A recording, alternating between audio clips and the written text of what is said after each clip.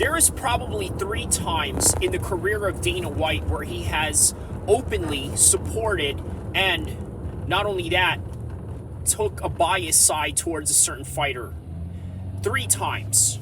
One time was with Chuck Liddell when Chuck went out to Japan to compete against Pride fighters, in which basically Dana White and Chuck Liddell wanted to prove that the UFC had the best fighters in the world.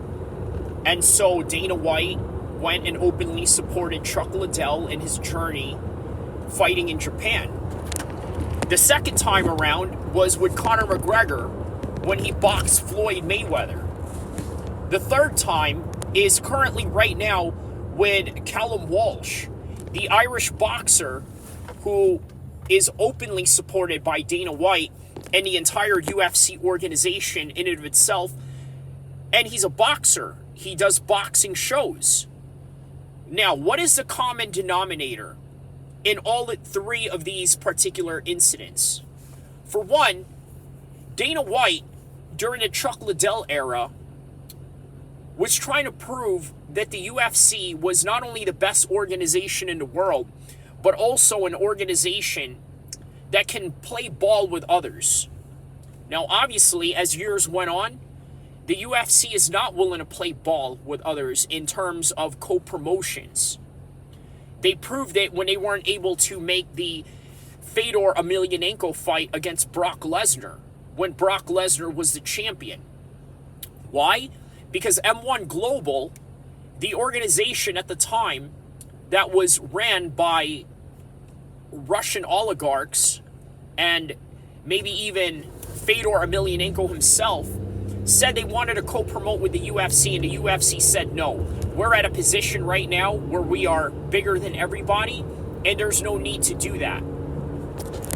Now, those 2 other times that I mentioned, what is the common denominator in that? I'll tell you what it is. It's boxing. It's UFC going into boxing in 2 different ways. One, bringing one of their fighters at the time, an active, undisputed champion, a double champion at that, in Conor McGregor, boxing Floyd Mayweather.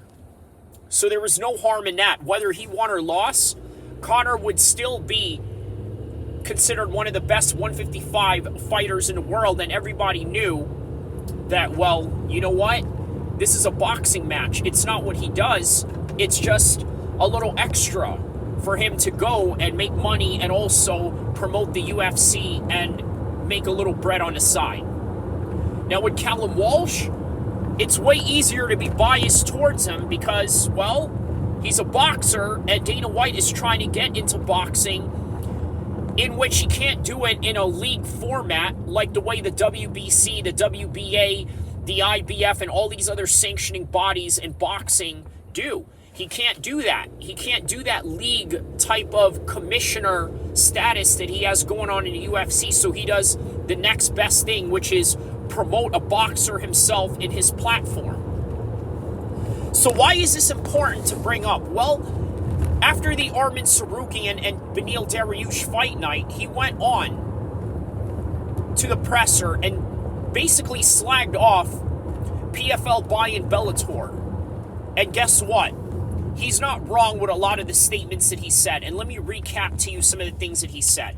He said, one organization that is basically an S-house buying another S-house of an organization. And I'm saying that, paraphrasing, censoring the curse words out of it, and on top of that, really just being honest about the assessment in agreeing with Dana White that he's not wrong.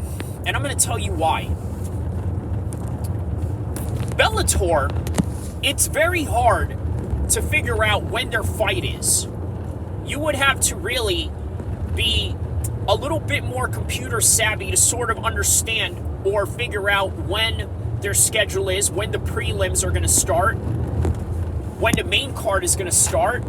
And on top of that, they don't really have a certain rhythm of pace when it comes to the fights in between, right? In other words, it's just scattered all around, and sometimes they have swing bouts.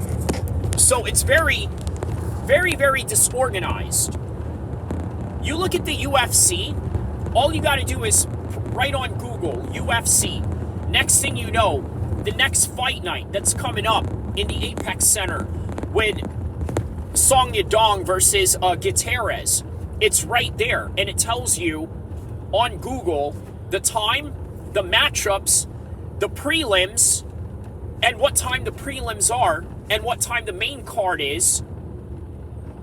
And there's no debate about any of these things. There is no second guessing as to, well, when is the show going to be? The same thing with PFL. I think they're sort of in the same boat. You don't know when the fights are. You don't even know or understand the value of the prelims and what it means. Whereas with the UFC, they have the type of prelims where they're going to put in Sharaputin Magomedov taking on Bruno Silva. And that means something. Why? Because you're talking about a guy who was a champion in other organizations out in Russia. And in here you have a UFC vet who is trying to get in the mix of the middleweight division. So lo and behold, there's meaning to every fight that they have up and down the card. And then here comes Bellator. You don't even know when their prelims are. Now, maybe that's going to change under the leadership regime change of, let's say, the PFL buying them out. But we're talking about past tense in what we know and understand Bellator to be. And unfortunately, everything that I say remains the same, and it remains intact with all these facts in terms of understanding that you don't know when their fights are going to be. You don't know what time the prelims are or what these fights even mean. And then on top of that, a lot of their fights are not competitive. They're not compelling. Add on to the fact that many of their older roster are UFC vets, which, by the way, really resembles WCW in the old wrestling days, if you really think about it. Now, for those of you that are not pro wrestling fans or don't understand the history of pro wrestling or the WWE, and ironically enough, the WWE is also a part owner of the UFC now. During those days, the WCW was basically Bellator of pro wrestling. Meaning that you had Hulk Hogan, Randy Macho Man Savage, Lex Luger. Sometimes you'll have X-Pac go in and out of one organization to another, and next thing you know, he's in the NWO. The next following week, he's with D-Generation X, and then he switches back and forth. So, you basically have an older roster in the WCW, just like you have an older roster in Bellator, which is consistent of who? Yoel Romero, just to name a few. Sergio Pettis. Now, of course, he had the majority of his success in Bellator, but make no mistake, he's a UFC fighter, among other names that I could go on and on. Phil Davis is one of them. Chael Sonnen is one of them. Tito Ortiz is one of them. So on and so forth. Older names that were already forged and made in the UFC, only for them to be in Bellator and what? Become a second-rate product, whereas with the UFC, they're constantly fresh. All of a sudden, Yoel Romero comes in to Bellator, and in comes Khamzat Chimaev. All of a sudden, Phil Davis leaves the organization, but guess what? In comes all these other top light heavyweights, and by the way, even one guy that he beat, Alexander Gustafsson, then goes on to fight for the title. Nonetheless, it's that type of product, second-rate, hand-me-down product, with no originality, no organization, and quite frankly, doesn't drum up enough interest, which makes me wonder what it is that they are even trying to accomplish, or if they're even trying to accomplish anything at all. Whereas with the UFC, they are a machine. They've always been a machine. They were a machine that was bought out by other machines. And what do I mean by that? Well, for a long time, the UFC has always been great at promoting their product, letting the people know when the fights are going to be, giving people time frames. You know what? This is when our fight is going to be. And not only that, consistent to the time zones that they cater to. In other words, for a long time, the UFC has been a huge market for the North American region, i.e. Mexico, America, Canada, and then you can go down the list of South American countries, including Brazil, which obviously is a huge hub for mixed martial arts. So now they kept this time frame of 7 p.m. West Coast time for main cards, which is 10 p.m. in the East Coast, in the New York East Coast area of the United States, right? They've been consistent with that. So you know that by the time it's 7 p.m. in the West Coast, you know that there's going to be a main card pay-per-view within the UFC in the Saturday night. And you know that. Whereas with Bellator, it's scattered all around. And by the way, not only that, they also cater to the European market because they already know that they have enough loyal fans that will wake up in the morning to watch a UK-based card. So, in every aspect of Bellator and PFL, it's the absolute opposite. Why? Because in Bellator, did you know that there were some matches that were not available in America as opposed to Europe? In other words, there were some nights and some events where I couldn't catch the entirety of, let's say, an Irish Bellator card that they held up in Dublin. There were moments like that. And then there were moments where they had a tape delay, which, by the way, confuses the consumer even more. So what does that tell you? That tells you that Dana White has a big point in everything that he mentioned in that press conference. It's not a great organization. It's not the best product.